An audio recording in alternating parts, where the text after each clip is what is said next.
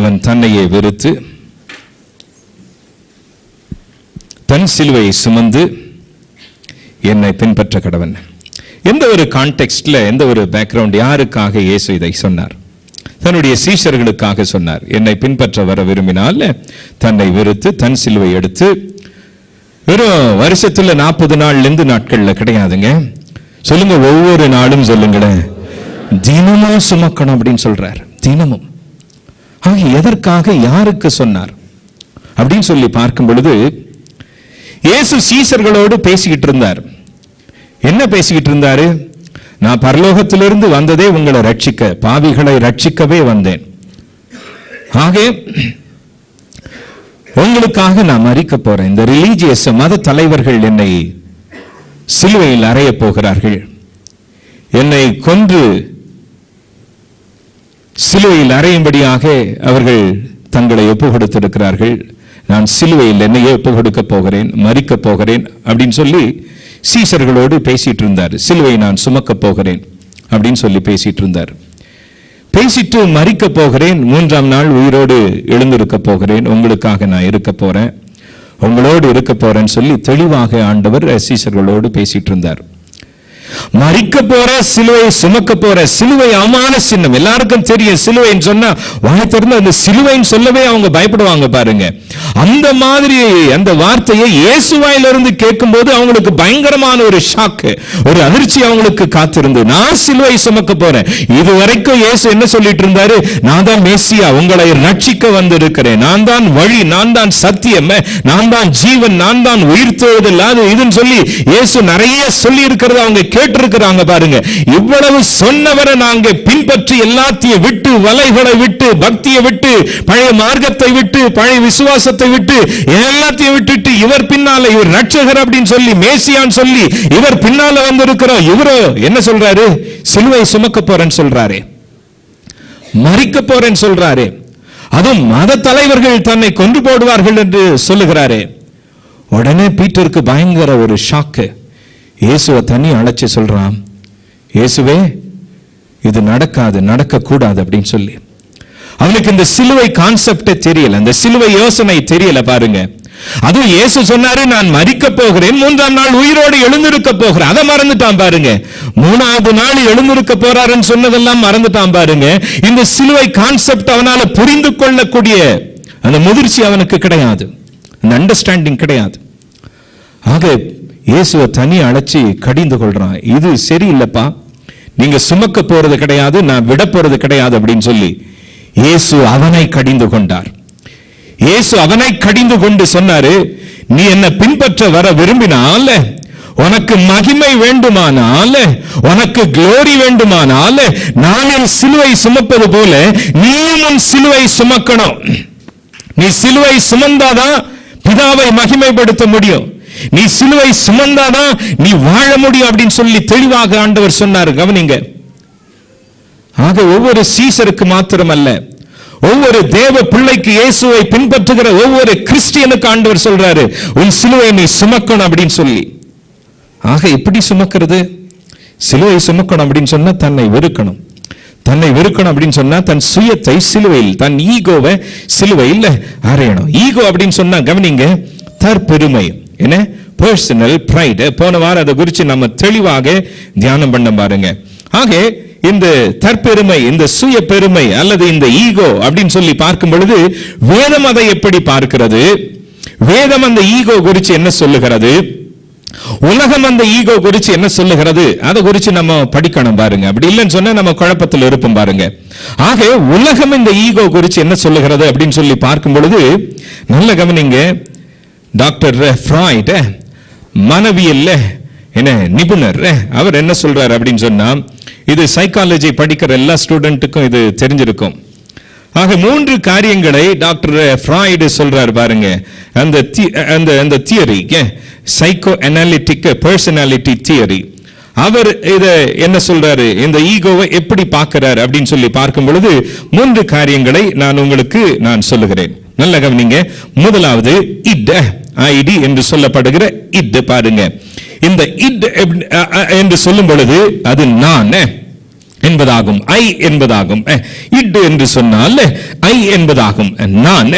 ஆக பிறக்கும் பொழுதே ஒரு மனுஷன் நான் என்கிறதான ஒரு எண்ணத்தோடு ஒரு உணர்வோடு அவன் பிறக்கிறான் பாருங்க. ஒரு குழந்தை பிறக்கும் பொழுது it is the only component of a personality that is present from birth.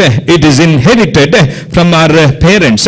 இந்த நான் என்பது பாருங்க, ஒவ்வொரு குழந்தைக்கும் ஒவ்வொரு சுபாவம் இருக்கிறது, ஒவ்வொரு குழந்தைக்கும் ஒவ்வொரு நேச்சர் இருக்கிறது பாருங்க, ஒவ்வொரு குழந்தைக்கும் ஒவ்வொரு தேவை இருக்கிறது பாருங்க, ஆசை இருக்கிறது பாருங்க.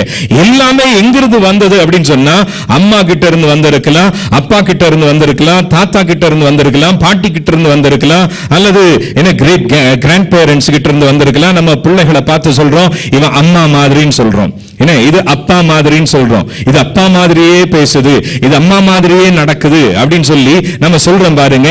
அதான் இந்த இட் என்று சொன்னால் அதுதான் பாருங்க. ஆக இட் இஸ் இன்ஹெரிட்டட், அது பெற்றுக்கொண்டது, பெற்றோரின் இடத்திலிருந்து அந்த சுபாவத்தை அந்த நேச்சரை பெற்றுக்கொண்டது பாருங்க. ஆக it is the source of our bodily needs. சரீர தேவைக்கு ஆதாரம் இந்த இட் தான் பாருங்க. இந்த இட்ல இருந்து பாருங்க சரீர தேவைகள் இருக்கிறது பாருங்க. ஒவ்வொரு குழந்தைக்கும் ஒவ்வொரு காரியத்துல முக்கியம் பாருங்க. ஒரு குழந்தை ஒரு பொருள் மேல ஆசைப்படும், இன்னொரு குழந்தை இன்னொரு பொருள் மேல ஆசைப்படும். ஒரு குழந்தைக்கு பாருங்க காரு தான் வாங்கணும் அப்படின்னு சொல்லும் பாருங்க, இன்னொரு குழந்தைக்கு என்ன பொம்மை வாங்கணும் அப்படின்னு சொல்லுது பாருங்க. ஒவ்வொரு குழந்தைக்கும் ஒவ்வொரு டேஸ்ட் பாருங்க, ஒவ்வொரு டேஸ்ட். ஒன்னு ஏரோப்ளேன்ல தான் பிடிச்சுக்கிட்டு கிடக்கும், இன்னொரு ட்ரெயின் பைத்தியம். இன்னொரு குழந்தை பாத்தீங்கன்னு சொன்னா அது ட்ரெயின் பைத்தியம் பாருங்க. ஆக ஒவ்வொன்றுக்கு பாருங்க வெவ்வேறு ஆசைகள். wants, it is the source of our bodily needs, wants, desires and impulses. ஆக ஒவ்வொரு குழந்தைக்கு ஒவ்வொரு விதமான ஏக்கம் இருக்கிறது, ஒவ்வொரு ஆசை இருக்கிறது, ஒவ்வொரு தேவை இருக்கிறது, என்ன ஒவ்வொரு வாஞ்சை, ஒவ்வொரு விருப்பம் இருக்கிறது பாருங்க. ஆக it acts according to the pleasure principle. இந்த ஈட் பாருங்க எப்படி செயல்படுகிறது அப்படின்னு சொன்னா இன்பத்தின் கொள்கையின் அடிப்படையில் இந்த ஈட் செயல்படுகிறது. அந்த குழந்தைக்கு எது சந்தோஷத்தை கொடுக்குதோ அந்த சந்தோஷத்தின் அடிப்படையில் தான் பாருங்க எல்லாவற்றையும் செய்கிறதா இருக்கிறது பாருங்க. அந்த சந்தோஷம் அந்த இன்பத்தின் அடிப்படையில் தான், அந்த கொள்கையில் தான் அந்த குழந்தை செயல்படுகிறது பாருங்க. ஆக இந்த ஈட் அப்படின்னு சொன்னாலே கொள்கையின் அடிப்படையில் செயல்படுகிற ஒன்றா இருக்கிறது. The mind of a newborn child is regarded as completely id-ridden. id-ridden சொல்லுங்க, id-ridden சொல்லுங்க. நான் நான் நான் தான், இந்த எண்ணம் தான் ஃபுல்லா இருக்கும் பாருங்க. id-ridden, id-ridden. சிலர் பாருங்க என்னதான் வளர்ந்தாலும் பாருங்க, என்னதான் வளர்ந்து பெரிய ஆளானாலும் பாருங்க, அந்த நான் என்பது அந்த என்ன நான் என்கிற அந்த காரியம் இன்னைக்கு சிலருக்கு அப்படியே தான் இருக்கு பாருங்க. இந்த குழந்தைக்கு பாருங்க எல்லாமே என்ன full of self பாருங்க, full of self. அதான் id-ridden பாருங்க, full of self.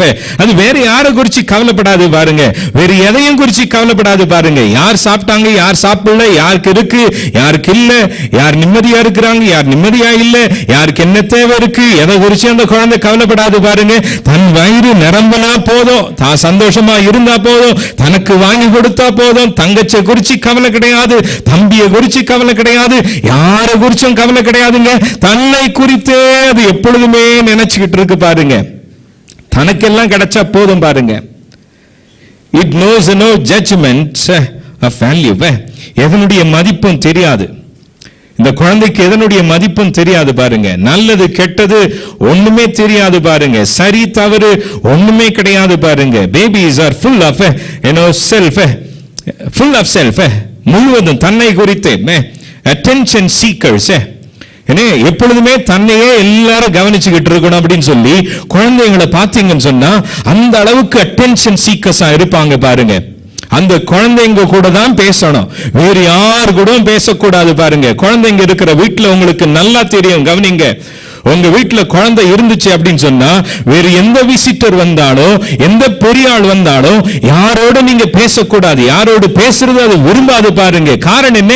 அதுக்கு தான் முழு கவனம் போகணும் பாருங்க. யாரு கூட பேசினாலும் பாருங்க மத்தியில வரும், ஏதாச்சும் சேட்டை பண்ணும் பாருங்க, அதுங்களை கவனிக்கும், ஒண்ணு ஆழம் பாருங்க, ஏதாச்சும் பிடிச்சு இழுக்கும் பாருங்க, எதையாச்சும் தள்ளும் பாருங்க, ஏதாச்சும் கதறம் பாருங்க, கத்துங்க பாருங்க.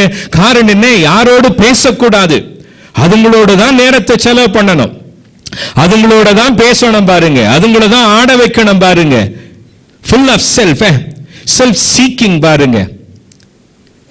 எனக்கு ஒரு க்ளோஸ் ஃப்ரெண்ட் இருக்கு வீட்டில், எங்க மாடியில் இருக்கு பாருங்க.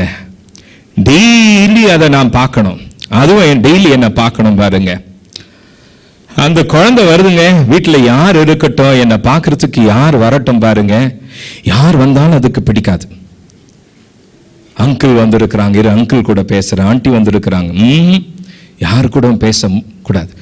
வெளியே கதவை திறந்து பார்க்கும், ஜன்னல்ல இருந்து பார்க்கும், யாராச்சும் வந்திருக்கிறாங்கன்னு சொன்னா வராது. அவ்வளவு அந்த அளவுக்கு கோபம் அதுக்கு. வீட்டுக்குள்ள வந்துச்சு அப்படின்னு சொன்னா என்ன, அது கூட தான் பேசணும், அது கூட தான் ஆடணும், அது கூட தான் இருக்கணும் பாருங்க. அட்டென்ஷன் சீக்கிங், என்வியஸ், ஜெலஸ், இந்த ஈட் ரிட்டன் அப்படின்னு பார்த்தீங்கன்னு சொன்னா அந்த அளவுக்கு பொறாமை. என்ன, தங்கச்சி பாப்பா பிறந்துச்சு அப்படின்னு சொன்னா பாருங்க அதுங்க பிஹேவியரே மாறிடும் பாருங்க.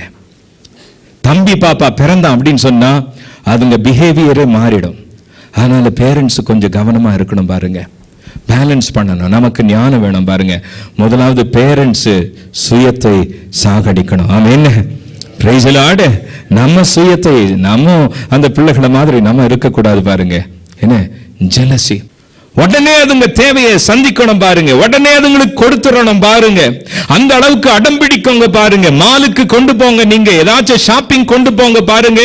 அதுங்களுக்கு பாருங்க எதை குறிச்சும் கவலை கிடையாது. அப்பா பாக்கெட்ல என்ன இருக்கு, அம்மா பாக்கெட்ல என்ன இருக்கு, பர்ஸ்ல என்ன இருக்கு, காசு இருக்கா இல்லையா, ஒன்னும் கிடையாது பாருங்க, ஒன்னும் கிடையாது. என் தம்பி பசங்களை கடை கொண்டு போவேன், கொண்டு போனேன்னு சொன்னா என்னப்பா வேணும் அப்படின்னு சொன்னா பையன் பார்க்குவான், தம்பி பையன் பார்க்குவான். ஃபர்ஸ்ட் அந்த மெனுவை பார்த்துட்டு எது ரொம்ப காஸ்ட்லியா இருக்கு அதை தான் பார்க்குவான். அப்பா கிட்ட காசு இருக்கா இல்லையா அதை குறிச்சு கவலையே கிடையாது. அவனுக்கு அதை வாங்கி கொடுத்துடணும், அதை சாப்பிட்றானோ இல்லையோ கிடையாது, அதை குறிச்சு கவலை கிடையாது. எவ்வளவு காஸ்ட்லி, எது ரொம்ப அதிக விலை அதான் வாங்குவான் பாருங்க. ஆக இந்த சின்ன பிள்ளைங்களை பார்த்துருக்கிறீங்களா, அதுங்களுக்கு உடனே வாங்கி கொடுக்கல அப்படின்னு சொன்னா அது எந்த இடம், அந்த என்ன இடம், என்ன தர எப்படி இருக்கு, என்ன அது தெருவா அதுவா இதுவா யார் பாக்குறாங்க, ஒண்ணும் கிடையாது பாருங்க. அங்கேயே படுத்து சர்க்கஸ் பண்ணி பாருங்க, எப்படியாச்சும் வாங்கிடணும் பாருங்க. இட்ரிடன், ஃபுல் ஆஃப் செல்ஃப். அதுங்க தேவையை நம்ம சந்திச்சிடணும் பாருங்க, அதுங்களுக்கு வாங்கி கொடுத்துடணும் பாருங்க. அது கீழே எப்படி இருக்கு எதை குறிச்சு அதுங்களுக்கு கவலையே கிடையாது. யார் என்ன நினைப்பாங்க, யார் என்ன சொல்லுவாங்க கவலையே கிடையாது பாருங்க. ஊரையே இழுத்துறோம் பாருங்க. எத்தனை பெரியவங்க அந்த மாதிரி இருக்கிறாங்க. அம்மா தாயே கொஞ்சம் வாயை பொத்திக்கிட்டு, பக்கத்து வீடு கேட்குது, அக்கத்து என்ன இந்த பக்கம் கேட்கறாங்க, அவங்க கேட்கறாங்க, இவங்க கேட்கறாங்க, கிடையாது. ஃபுல் ஆஃப் செல்ஃப் பாருங்க. இதுங்க சண்டை போடுறது பாருங்க, இதுங்க சத்தம் போடுறது பாருங்க. எத்தனை வீட்டார் வந்தாலும் எனக்கு அதை குறிச்சு கவலை கிடையாது. சில அழுமுஞ்சுங்க இருக்குதுங்க பாருங்க, இன்னும் வளராத கேஸ். பக்கத்துல பார்த்து சொல்லுங்க, சீக்கிரம் வளர்ந்துருங்கன்னு சொல்லுங்க. ஐயோ கொஞ்சம் அமைதியாயிரு. பக்கத்துல கேட்கறாங்க, அவங்க கேட்கறாங்க, இவங்க கேட்கறாங்க. குழந்தைங்க தான் பாருங்க, சுயம் சாகல. சில நேரத்தில் உடனே அதுங்களுக்கு கிடைச்சிடணும் பாருங்க, உடனே கிடைச்சிடணும். அப்படி கிடைக்கலன்னு சொன்னா திருடுறதுக்கும் தயங்க மாட்டாங்க, திருட தயங்க மாட்டாங்க, பொய் சொல்ல தயங்க மாட்டாங்க. ஏதாச்சும் செஞ்சு அதனுடைய கான்சிக்வன்ஸ், விளைவுகள் என்னவா இருந்தாலும் எப்படியாச்சும் அதை பெற்றுக்கொள்ளணும். பொய் சொல்லுவாங்க, திருடுவாங்க, எந்த வேலையாச்சும் செய்வாங்க பாருங்க. ஆக இந்த ஈட்ரிடன் ஜெனரேஷன் தான் பாருங்க இன்னைக்கு எவ்வளவு வளர்ந்தாலும் பாருங்க, கடைசி நாட்கள்ல குழந்தைங்க பாருங்க, அதுங்களுக்கு அந்த நேச்சர், அதுங்க வளர வளரதான் அதுங்க மாறுங்க, இன்னொரு ஸ்டேஜுக்கு போகும். ஆனா நிறைய பேர் பாருங்க இன்னும் அதே ஸ்டேஜ்ல கிடக்குதுங்க, இன்னொரு ஸ்டேஜுக்கு போகல பாருங்க, அதே ஸ்டேஜ்ல கிடக்குதுங்க பாருங்க. எப்படி, நான் போயிடணும், அது லெஃப்ட்ல ஓவர்டேக் பண்றேன்னா, அது ரைட்ல ஓவர்டேக் பண்றேன்னா, யாரை இடிக்கிறேன், யாரை மோதுறேன், யாருக்கு காயப்படுத்துறேன், அதெல்லாம் கிடையவே கிடையாது. அது வண்டி எடுத்துக்கிட்டு அது லேடி டிரைவ் பண்றாங்களோ, என்ன வயசானவங்க டிரைவ் பண்றாங்களா, எது என்ன ஏது ஒண்ணுமே தெரியாது பாருங்க.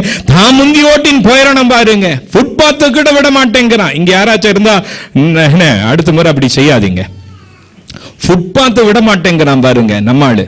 காரணம் என்ன, இட்ரிடன் ஜெனரேஷன் பாருங்க எழும்பிட்டு இருக்கு பாருங்க. அந்த அளவுக்கு பொறுமை இல்லாம, அந்த அளவுக்கு நான் என்ன அந்த ஃபுட்பாத்ல பாருங்க, வயசானவங்க நடக்கிறாங்களோ, லேடிஸ் நடக்கிறாங்களோ, குழந்தைங்க நடக்குதோ, இதை குறித்து கவலையே கிடையாது பாருங்க. இடிச்சு மோதி முட்டி எப்படியாச்சும் போயிடணும் பாருங்க. சிலது பாருங்க சிக்னலையே மதிக்கிறது கிடையாது. சிக்னல் ஜம்ப், சிக்னலை மதிக்கிறது கிடையாது. எப்படியாச்சும் தான் முன்னால போயிடணும் பாருங்க. அந்த சிக்னல் இல்லை அப்படின்னு சொன்னாலும் போவோம். அந்த பக்கத்துல இருந்து யார் வராங்க, யாரை மோத போறோம், யாரை சாகடிக்க போறோம், இதெல்லாம் தெரியவே தெரியாது பாருங்க. அந்த மாதிரி ஒரு ஜெனரேஷன் பாருங்க. கியூல நிக்கிற பழக்கமே கிடையாது. என்னங்க, அந்த ஒழுக்கமே கிடையாது. சொல்லுங்க, எல்லாம் சுயம்தான் சொல்லுங்க. ஆரம்பத்துல எனக்கு பயங்கர கோபம், எனக்கும் சுயம் அப்படியே பயங்கரமா எழும்பும் பாருங்க.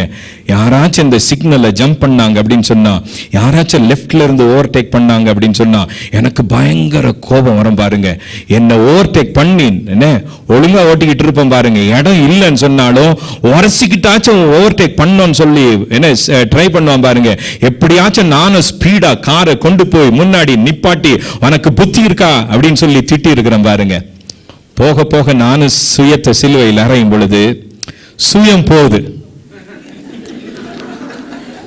என்ன, சுயம் போகட்டும், இடிச்சுக்கிட்டு போகட்டும், முட்டிட்டு போகட்டும், அவசரப்பட்டு போகட்டும். என்ன பண்றது? அந்த மாதிரி ஒரு உலகம், அந்த மாதிரி ஒரு சந்ததி தான் இன்றைக்கு என்ன செஞ்சுட்டு இருக்கு, எழும்பிட்டு இருக்கு.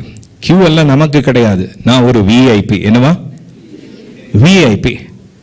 நான் டால்ல என்ன கொடுக்க மாட்டேன், இந்த ஃபீஸ் கொடுக்க மாட்டேன், இந்த கவுண்டர்ல நிக்க மாட்டேன். நான் ஒரு விஐபி. எனக்கெல்லாம் கியூ கிடையாது. அதெல்லாம் சாதாரண ஆடு மாடுகளுக்கு தான் கியூ. இவன் தான் மனுஷன், இவன் தான் விஐபி.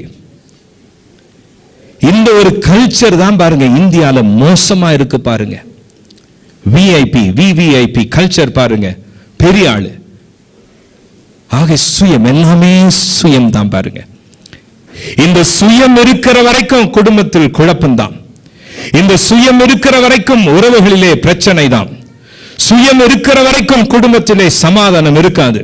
சுயம் இருக்கிற வரைக்கும் பாருங்க குடும்பங்கள் முன்னேறாது, குடும்பங்கள் செழிக்காது. தனிப்பட்ட நபர் முன்னேற முடியாது, வளர முடியாது, கனி கொடுக்க முடியாது பாருங்க. சுயம் சாகணும் சொல்லுங்க, சுயம் சாகணும் சொல்லுங்க. ஆக ஒரு 5 வயசு ஆகும்போது என்ன நடக்கு? அந்த குழந்தை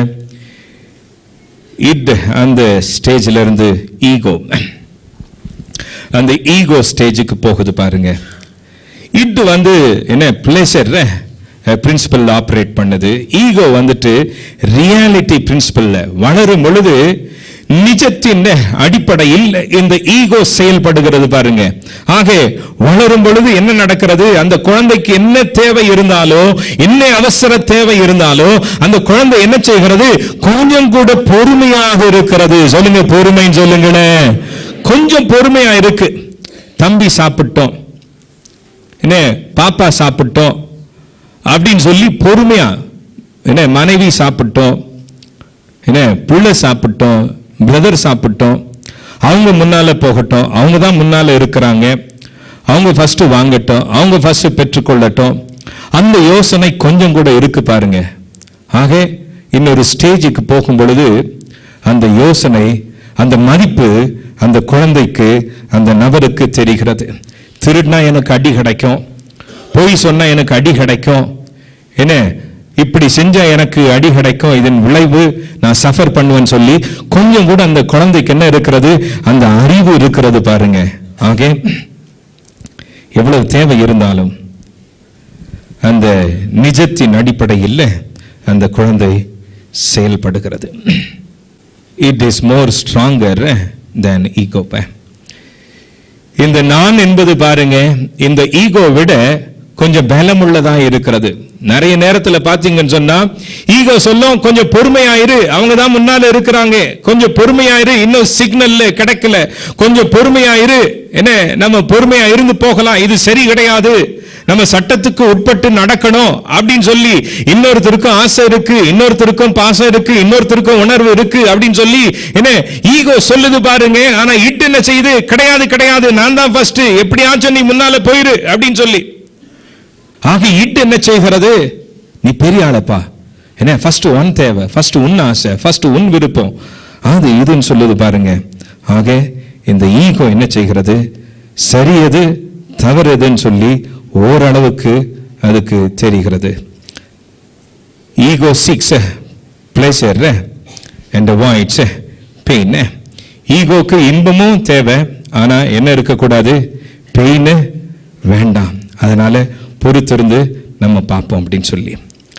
அடுத்த ஸ்டேஜ் என்ன அப்படின்னு சொன்னா, ஒரு குழந்தை பிறந்த பிறகு ஈட் ஸ்டேஜ்ல இருந்து ஈகோ ஸ்டேஜுக்கு போகுது.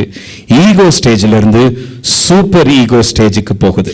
சொல்லுங்க, சூப்பர் ஈகோன்னு சொல்லுங்க.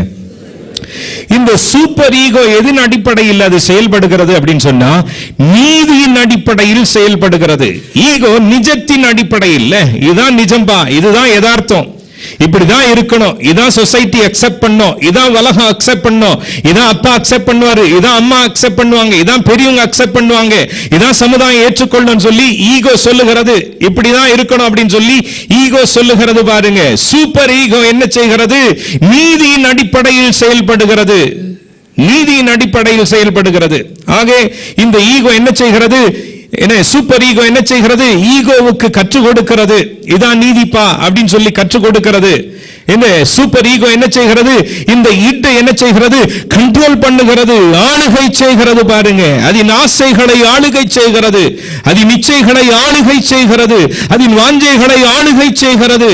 ஆக அதன் அவசரத்தை கண்ட்ரோல் பண்ணுகிறது இந்த சூப்பர் ஈகோ. பாருங்க, இது சரி கிடையாது அப்படின்னு சொல்லுகிறது super ego. Super ego consists of two systems, the conscience and the ideal self. சொல்லுங்க, மனசாட்சின்னு சொல்லுங்க, சத்தமா சொல்லுங்க. சொல்றது கேட்டிருக்கிறீங்களா? மனசாட்சின்னு ஒன்னு இருந்தா இப்படி செஞ்சிருப்பியா? அபகரிச்சிருப்பியா? மனசாட்சின்னு ஒன்னு இருந்திருந்தா இப்படி பேசி இருப்பியா? மனசாட்சின்னு ஒன்னு இருந்திருந்தா இப்படி தள்ளி இருப்பியா? மனசாட்சின்னு ஒன்னு இருந்திருந்தா இப்படி மோசம் பண்ணி இருப்பியா? மனசாட்சின்னு ஒன்னு இருந்திருந்தா இப்படி விட்டு போய் இருப்பியா? மனசாட்சின்னு ஒன்னு இருந்திருந்தா இந்த மாதிரி மோசம் பண்ணி இருப்பியா அப்படின்னு சொல்லி மனசாட்சி. சொல்லுங்க, மனசாட்சின்னு சொல்லுங்க. மனசாட்சி. நன்றி, மனசாட்சி. ஆனா இட்டு என்ன செய்கிறது? மனசாட்சி எல்லாம் என்னடா? என்ன, யார் மனசாட்சியை பார்த்துக்கிட்டு இருக்கிறான்? மனசாட்சி என்ன பேச்சு யார் கேட்டுக்கிட்டு இருக்கிறான்? மனசாட்சி கிடையாது, மண்ணும் கிடையாது, நீதியும் கிடையாது, ஒண்ணும் கிடையாது. சிலது இன்னொரு படி போதுங்க, அதுங்களுக்கே ஒரு நீதியை வச்சுக்கிட்டு இருக்குங்க, அதுங்களுக்கே ஒரு நீதியை வச்சுக்கிட்டு இருக்குங்க. உலகத்து நீதி வேறு, வேதத்தின் நீதி வேறு. ஆமென். உலகத்து நீதி வேறு, ஆண்டவர் சொல்லுகிற நீதி வேறு. ஆமென். Praise the Lord. ஆண்டவர் சொல்லுகிற நீதி என்ன? உன் ஆசைகளை என் பாதத்தில் கொண்டு வா. ஆமென். உன் வாஞ்சைகளை என் பாதத்தில் கொண்டு வா, உன் கனவுகளை என் பாதத்தில் கொண்டு வா, உன் திட்டங்களை என் பாதத்தில் கொண்டு வா, உன் யோசனைகளை என் பாதத்தில் கொண்டு வா, உன் ஏக்கங்களை என் பாதத்தில் கொண்டு வா, உன் தரிசனங்களை என் பாதத்தில் கொண்டு வா, உன் வழிகளை என் பாதத்தில் கொண்டு வா. நான் பொறுப்பெடுத்துக் கொள்ளுகிறேன், நான் உன்னை நடத்துகிறேன். கரங்களை நல்லா தட்டுங்களே. ஹல்லேலூயா. அதான் பாருங்க, தன்னை வெறுத்து தன் சிலுவை சுமப்பது அப்படின்னு சொன்னா எல்லாத்தையும் அவர் பாதத்தில் வைப்பது. உலக நீதி ஒரு பக்கம் இருக்கட்டுங்க, அந்த moral standard, world's moral standards ஒண்ணுங்க. உலகம் எல்லாத்தையும் என்ன நியாயப்படுத்துதுங்க, உலகம் எல்லாத்தையும் சரிங்கிறது. பாருங்க, யார் எதையாச்சும் பண்ணிக்கிட்டு போகலாம், ஆண் ஆணை திருமணம் செஞ்சுக்கிடலாம், பெண் பெண்ணை திருமணம் செஞ்சுக்கிடலாம், எல்லாமே அக்செப்டபிள். பாருங்க, எல்லாம் அக்செப்டட். பாருங்க, எல்லாத்தையும் ஒத்துக்கிடுறான். பாருங்க, இதுல என்ன தப்பு அப்படின்னு சொல்றான். பாருங்க, உலக நீதி ஒரு பக்கம் இருக்கட்டுங்க, வேத நீதி என்ன சொல்லுகிறது? வேதம் என்ன சொல்லுகிறது? ஆண்டவர் என்ன சொல்லுகிறாரு? ஆண்டவருடைய ஒழுக்கம் என்ன? வேத ஒழுக்கம் என்ன? கிறிஸ்தவர்கள் ஒழுக்கம் என்ன? அதை குறித்து ஆண்டவர் சொல்றாரு. கவனிங்க. நாகாமான் சொல்லுங்க, நாகாமான் சொல்லுங்க. பெரிய படை தளபதி, அவன் பெரிய படை தளபதி, அவ்வளவு பெரிய ஆளு. சொல்லுங்க, பெரிய ஆளுன்னு சொல்லுங்களேன். பெரிய ஆளு, அவ்வளவு பெரிய ஆளு. சரீரத்தில் என்ன வந்தது? பயங்கரமான குஷ்டம், லெப்ரசி. பெரிய ஆளா இருந்ததுனால பெரிய பெரிய டாக்டர் கிட்ட எல்லாம் போயிருக்கிறான். பெரிய ஆளா இருந்ததுனால அவன் போகாத இடம் இருந்திருக்காது. பாருங்க, பெரிய ஆளா இருந்ததுனால எத்தனை செலவானாலும் எந்த வைத்தியமானாலும் அதோ என்ன பார்த்துடலான்னு சொல்லி எல்லாத்தையும் ட்ரை பண்ணி பார்த்தாச்சு. பாருங்க, ஒண்ணுமே அவன் குஷ்டத்தை சுகமாக்கல. அவ்வளோ பெரிய ஆளு. கடைசியில ஒரு அடிமை பெண் அவனிடத்தில் வந்து, எஜமா, நீங்க ஊரெல்லாம் தெரிஞ்சீங்க, நிறைய செலவு பண்ணீங்க, பெரிய ஆள்கிட்ட எல்லாம் போனீங்க, நீங்க பெரிய ஆளு தான், நான் இல்லைன்னு சொல்லல. நான் சொல்றேன் கேளுங்க, இஸ்ரவேல்ல ஒரு தேவ மனுஷன் இருக்கிறான், அவர்கிட்ட போனீங்கன்னு சொன்னா நீங்க சுகமாயிருவீங்க. சுகம் பெறுவதற்கு அவனுக்கு தடையா இருந்தது, இந்த சரியான ஆலோசனை பெறுவதற்கு அவனுக்கு தடையா இருந்தது வேற ஒண்ணும் கிடையாதுங்க, சுயம்தான். இந்த பெண் அடிமை பெண் என்ன எனக்கு சொல்றது, இந்த சின்ன பெண் என்ன எனக்கு புத்தி சொல்றது? யாராச்சும் கேட்டிருக்கிறீங்களா? நான் யாருக்கும் நான் கேட்க மாட்டேன், யார் பேச்சையும் கேட்க மாட்டேன். அவன் என்ன எனக்கு சொல்றது, அவன் என்ன எனக்கு சொல்றது? ஆண்டவர் சமூகத்தில் வராங்க பாருங்க, 2 கரங்களை உயர்த்தி, உன்னையே வெறுத்து விட்டால், என்னையே வெறுத்து விட்டால், ஆண்டவருக்கு 2 கரங்களை உயர்த்தி நன்றி சொல்லுங்க அப்படின்னு சொன்னாலும் இப்படி கை கட்டிக்கிட்டு இருக்கிறது. ஒரே கை உயர்த்தி இருக்கும், கூட்டமே கை உயர்த்தி இருக்கும். நம்மால் இப்படிதான் இருப்பான். நான் யாருக்கும் என்ன கை தூக்க மாட்டேன், நான் வணங்க மாட்டேன். ஏண்டா, ஆண்டவர் உன்னை படைச்ச ஒரு சமூகத்தில் படைச்சர், அவ்வளவு பெரிய ஆளு சமூகத்தில் உன்னால கை தூக்க முடியலன்னு சொன்னா எந்த அளவுக்கு சுயம் உனக்கு இருக்கிறது யோசித்து பாரு. இந்த அடிமை பண்ணு, இவன் என்ன சொல்றது? கடைசியில வேற வழி இல்லைங்க. பக்கத்துல பார்த்து சொல்லுங்க, வேற வழி இல்லை, வேற வழி இல்லை. நம்ம தேவை சந்திக்கப்படணும்னு சொன்னா, நம்ம வாழணும்னு சொன்னா அந்த அடிமை பெண் ஆலோசனையை கேட்டே ஆகணும். சுயத்தை சிலுவையில் அறைந்தே ஆகணும். சரி, கேட்டாச்சு கேட்டாச்சு, கவனிங்க, நல்ல கவனிங்க, கேட்டாச்சு. என்ன, இஸ்ரவேலுக்கு வந்துட்டான். இஸ்ரவேலுக்கு வரும் பொழுது என்ன செய்தி போச்சு பாருங்க, எலிசாக்கு செய்தி போச்சு பாருங்க. செய்தி போன பிறகு அவன் நினைச்சான் தேவ மனுஷன் தன்னை தேடி வரான், தான் பெரிய ஆள் இல்ல, தன்னை தேடி வருவான் அப்படின்னு நினைச்சான் பாருங்க. தேவ மனுஷன் வரல. திருப்பி சுயம் பயங்கரமா அப்படியே மேல எழும்பினது. இவன் என்ன தேடி வரல, இவனை நான் தேடி போகணுமா? சுயம் சொல்லுங்க, சுயம் சொல்லுங்க. இவனை நான் என்னத்துக்கு தேடி போகிறது? தேவ மனுஷன் வரல. தேவ மனுஷன் சொல்லி அனுப்புனா, நீ போய் யோர்தான்ல 7 முறை என்ன செய், என்ன குழி அப்படின்னு சொல்லி, wash yourself 7 times in Jordan. ஓ, நான் என்ன எங்க ஊர்ல இல்லாத ரிவரா? இந்த இந்த இந்த இந்த அழுக்கு நிறைஞ்ச இந்த நதியில போய் நான் குளிக்கணுமா? அதுவும் 7 முறை குளிக்கணுமா? அதெல்லாம் நான் செய்ய மாட்டேன். சொல்லுங்க, சுயம் சொல்லுங்க, சுயம். கடைசியில வேலைக்காரன் சொன்ன, எஜமா, இந்த 1 முறை சிலுவையில் அரைஞ்சிருங்க சுயத்தை. பக்கத்துல பார்த்து சொல்லுங்க, 1 முறை அரைஞ்சு பாருங்களேன், 1 முறை தாழ்ந்து பாருங்களேன். 1 முறை அந்த சுயத்தை சிலுவையில் அறைந்தான். 1 முறை தன்னை ஒப்பு கொடுத்தான். முழு குஷ்டரோகம் நீங்கி அவன் வாழ்ந்து, ஆமென், சுகமாயிருந்தான். ஆமென். என்னையே வெறுத்து விட்டால் நான் வாழ்ந்து தேவனுக்கு ஊழியம் செய்து சபையில் நல்ல கவனிங்க, ஊழியத்தில் இருக்கிறவங்க கவனிங்க, லீடருங்க கவனிங்க, முழு நேர ஊழியத்தில் இருக்கிற சபை விசுவாசிகள் கவனிங்க. நான் இல்லைன்னா சர்ச்சு கிடையாது, நான் இல்லைன்னா ஊழியம் கிடையாது, நான் இல்லைன்னா அந்த பணி செய்ய யாரும் கிடையாது, நான் இல்லைன்னா அது நடக்காது, இது நடக்காது. இந்த சுயத்தை சாகடிக்க வேண்டும், சுயத்தை சிலுவையில் அறையணும். நான் இல்லைன்னு சொன்ன கல்ல பேச வைக்கிறாருங்க. ஆமென். நான் இல்லைன்னு சொன்ன கழுதைய கர்த்தர் பயன்படுத்துவாருங்க. ஆமென். அந்த சுயம் சிலுவையில் அரைஞ்சாதான் ஊழியம் வளரும். சுயம் சிலுவையில் அறையப்பட்டால்தான் குடும்பம் செழிக்கும். தனிப்பட்ட நபர் வாழ்ந்து கர்த்தரை